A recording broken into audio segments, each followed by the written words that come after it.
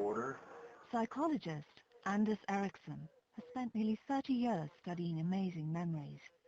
And it doesn't have to be chess grandmasters. More and more, we've been interested in everyday life expert performance. Somebody who can do something that is extraordinary. He's expecting a bravura performance from Spanish waiter Vincenti Sancho. I think I have a good memory. I have the memory of my grandma. Good afternoon. You ready to order? Yeah. Okay. May I have a box of cranberry, please? And then I'll take the baby squid risotto. Risotto. They're giving drink orders as well as the meal. It's going to be challenging for him. Do you have any beer? Only Tiger. Okay. Beer? Then can I start off with the no chew with the chestnut? Like Susan, Vincenti's working memory has to take in a lot of information. But he never writes anything down. Could I start with the sauteed baby squid, please? And this is going to be a tall order. Okay. Risotto al mante. Caponata. Caponata, yeah. And medium rare. The Nero risotto. Nero risotto.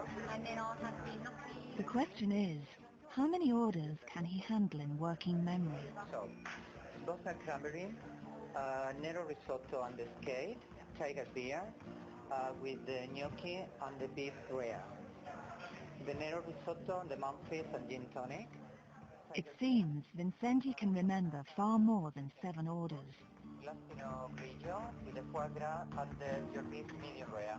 Wow. The glass de Sauvignon, the Petit Bourgeois, and the Nero risotto and the Memphis. The lady, the glass Pinot Grigio, gnocchi, and John Dory, a couple of bottles of water for the table. Very good. So, 23 orders in all. That's impressive. Like Susan, Vincenti seems to exceed the normal limits of working memory. the beef medium rare. But how is he doing it? Vincent, that was really impressive. Really want to understand here how you were doing this. Now you're coming in. Do you know who you're going to have to give you the first order? Yes, it's always the best to start from my left. Okay. So to try to keep an order. The first one, brunette, she has a white top and thin jeans. The second one, blonde, almost white hair. I thought she's not sure about what to drink, about what to order. It seems that Vincenti doesn't remember all 23 orders individually. Instead, he packs the information down to make it manageable using the normal 7 items of working memory. I associate the person, the dish, and the number. It's like all together. I don't know how to explain that. It comes all together. He forms a strong mental image of each customer and then attaches that customer's orders to the image. This seems to be a common technique used by experts in all fields. It's called chunking.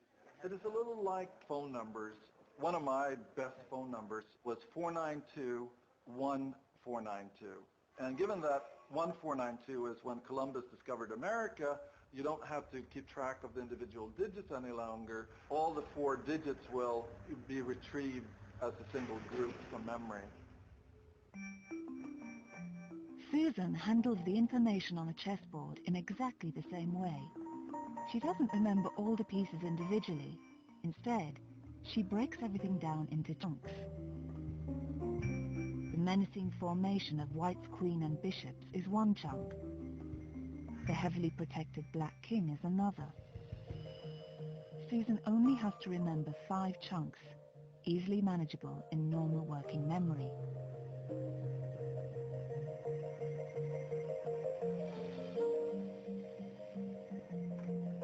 But without chunking, her memory is no better than anyone else's. And here's the proof. In the chess diagram on the other side of the van, the pieces have been placed at random by a non-chess player. So this time, there are no recognizable chunks. Now Susan's trying to remember 24 individual pieces, and she can't do it.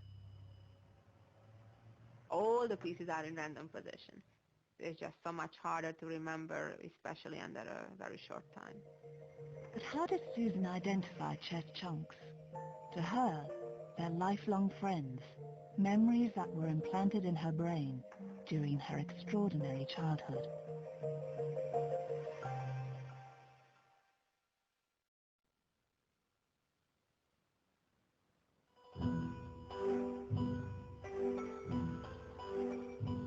Susan Polgar's second childhood home was in this Budapest tower block. Almost there. The tiny family apartment was a production factory where Susan's brain was engineered for the game of chess. The current tenants have no idea that a genius formed her earliest memories within these walls. Ah, still the same. My phone used to be here. When we finally got a phone for the first time, we used to keep it there. Wow, and this used to be the living room.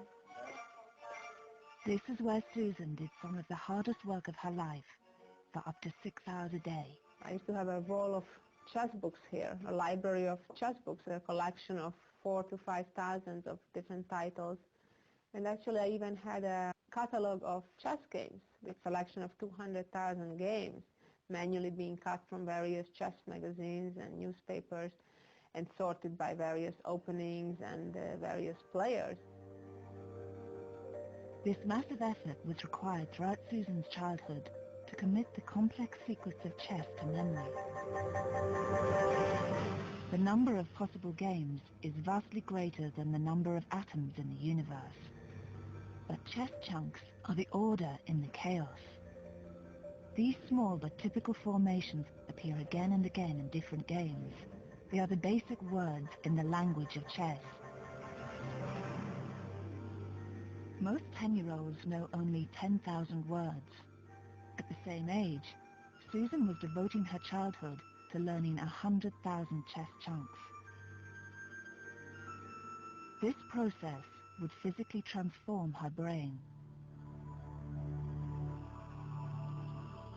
With constant repetition, information moves from working memory into long-term memory.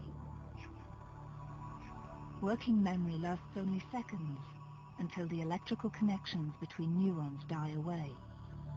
But in long-term memory, the repetition of these currents stimulates the neurons to form new and permanent connections. The memorized information is now hardwired and can last a lifetime. Like anyone else, Susan's long-term memory is a storehouse of family faces and lifetime experiences.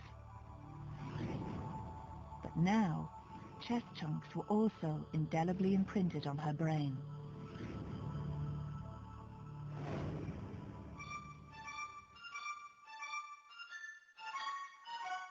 By the early 1980s, the Polgar chess factory had stepped up its output. Susan's two younger sisters, Sophia and Judith, were next on the genius assembly line. And within a few years, the family would be ready to take the world of chess by storm. At 15, Susan was already the top-ranked female player in the world. At the 1985 New York Open, she caused a sensation by beating a grandmaster for the first time. By 1989, 12-year-old Judith had a winning streak of 8 competitions in a row. At 14, Sophia annihilated 4 grandmasters for one of the greatest tournament results of all time. Just watching them seated at chessboards, I immediately had a sense that I had never seen with women players elsewhere. Susan is still a powerful presence at the board. Like all the Polgar sisters, she seems to make a move as easily as taking a breath. There seemed to be a line direct from their brain to the end of the finger, and the piece moved, and that was it. But it should be beyond the power of the human brain to pick the best move.